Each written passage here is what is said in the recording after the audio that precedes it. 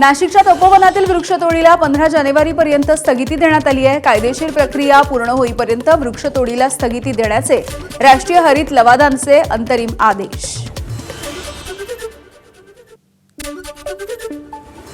एनजीटीने नक्की काय म्हटलंय? वृक्ष तोडायचेच नाहीत असं म्हटलंय की काही प्रक्रिया पूर्ण करेपर्यंत ही स्थगिती आहे?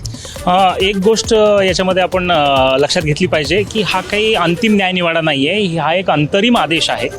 आणि या अंतरिम आदेश आम्ही विनंती करण्याचं कारण असं आहे की कुठलीही प्रक्रिया न राबवता प्रक्रिया राबवली आहे असं दाखवून वृक्षतोडीचा जो घाट तिथे घातलेला आहे तर त्याला कुठंतरी मोडीत काढणं आणि कायदेशीर प्रक्रिया पूर्ण होईल व त्यानंतरच आवश्यकता असेल तर वृक्षतोड व्हावी या अपेक्षेनं आम्ही हरित लवादाकडे याचिका दाखल केलेली आहे। कधीपर्यंत ही स्थगिती आहे?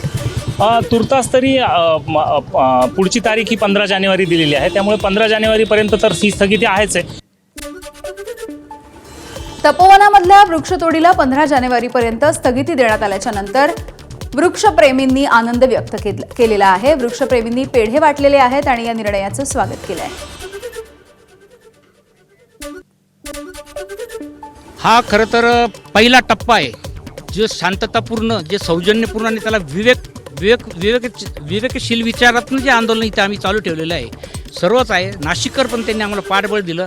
सर्वात प्रथम मी नाशिककरांचं अभिनंदन करतो। मला कुठेतरी 1 महिन्याचा पुढचा विचार करण्याचा रिलीफ मिळणार आहे आणि 1 महिन्याच्या माध्यमातून आम्ही हा प्रश्न सोडवण्यासाठी जे काही साधू म्हणत आहेत किंवा जे काही यामध्ये जे कॉन्फ्लिक्शन तयार करतात त्यांच्यापर्यंत पोहोचून हा प्रश्न सोडवण्यात येईल आणि मान्य मुख्यमंत्र्यांपर्यंत पोहोचून या घटनेचा विचार करण्यासाठी आम्ही प्रयत्न करू हे आम्हाला वाटतं।